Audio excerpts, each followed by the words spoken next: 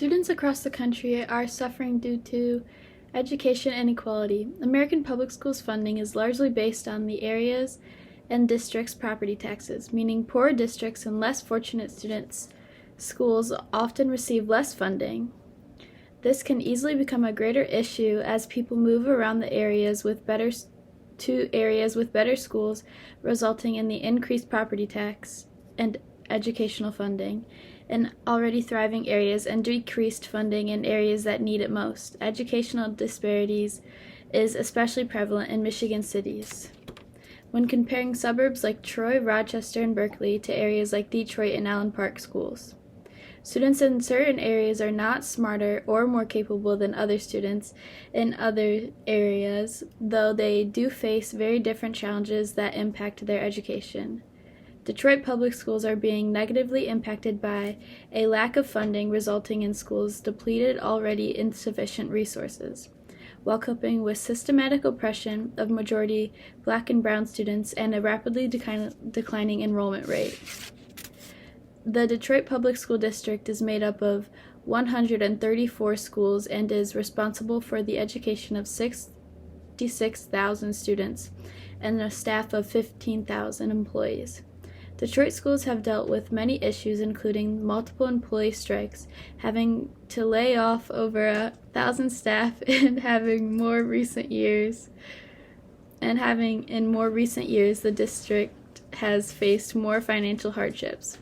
I am a credible authority on this topic because I was a student of Michigan Public Schools. Also, I have previously done some research on this topic in the first semester, including primary research, in which I interviewed multiple students who had attended different Michigan public schools. I would like to share my research to a new group of individuals in the hopes to persuade them to help reduce the disparities in any way they can. I'm sure many of us, including myself, have attended public schools before coming to EMU, whether in Michigan or not, and have some prior knowledge on education inequality and its impacts. Systematic oppression is often disputed as a legitimate issue in America, though this is one of the many contributed factors to public schools conditions in the majority Black and brown areas like Detroit. Systematic oppression is defined as the intentional disadvantage of groups of people based on their race, identity, sexual orientation, gender identity, class or language. This is a result of unconscious biases, preconceived ideas, and social stereotypes about certain groups of individuals formed without conscious intention, which work against students of color.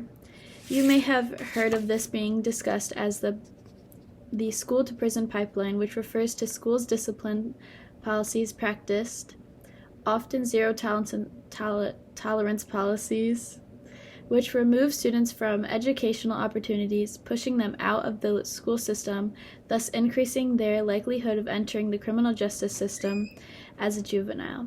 As schools continue to discipline and arrest students of color in particular, they are channeling them into the criminal justice system and aiding in the already large impact of systematic oppression. As mentioned in the article, How Systematic Racism Infiltrates the Education by Ben and Jerry's.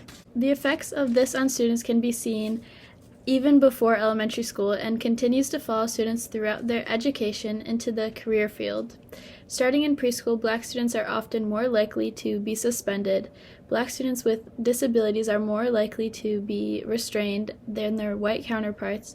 Black students of any age are 3 times more likely to get suspended for similar infractions, and although they make up only 16% of enrollment, Black students make up 27% of those referred to law enforcement. Some solutions have been proposed and practiced, though, resulting in further issues for Detroit public schools, such as charter schools. A solution currently in practice, though it does not address the majority of Detroit schools' issues, as they still require funding despite it not being run by despite it not being government-run and asked to meet the state standards, while adding to the existing issue of low enrollment as the students move out of Detroit schools to these charter schools or out of Detroit as a whole. Charter schools come with their own set of problems similar to public schools, like funding and conditions inside the new school buildings. Detroit is having trouble finding larger companies who are more financially reliable to fund these charter schools, thus resulting in the same issue that arose with the public schools funded by the state, because their connection to Detroit's fluctuating leadership in education and past financial hardship.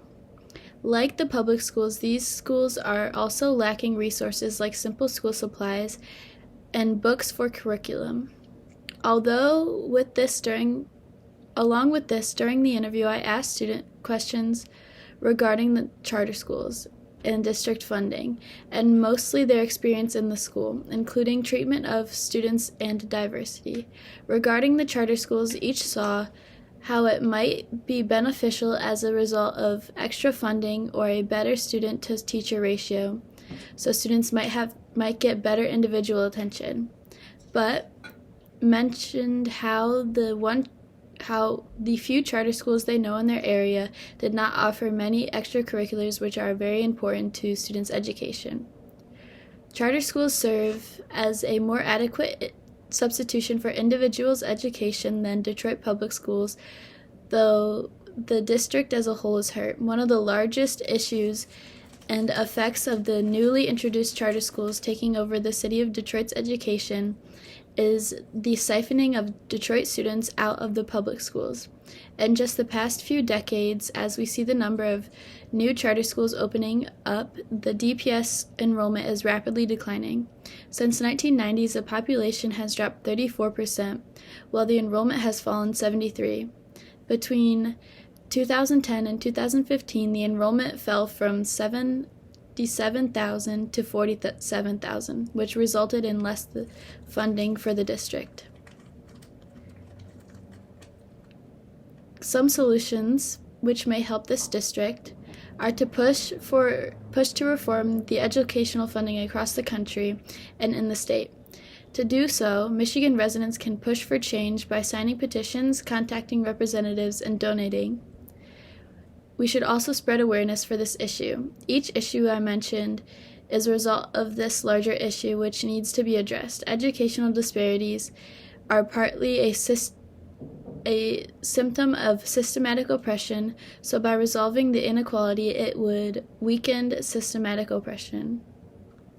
The solution I mentioned of charter schools only offers a substitute and does not address any issues supporting my solution to reform educational funding policies. Therefore, public schools are created to give kids equal opportunity to education. Despite this, throughout history, there has been educational disparities which have only increased as time goes on and new aspects like tech are introduced to education.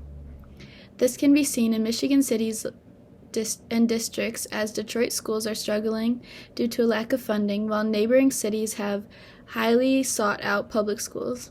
Today, I have informed you on the issue of educational inequality, specifically in Michigan cities. Educational disparities is a very significant issue which does not only occur in Detroit and has negatively impacted generations of students and will continue to negatively impact them.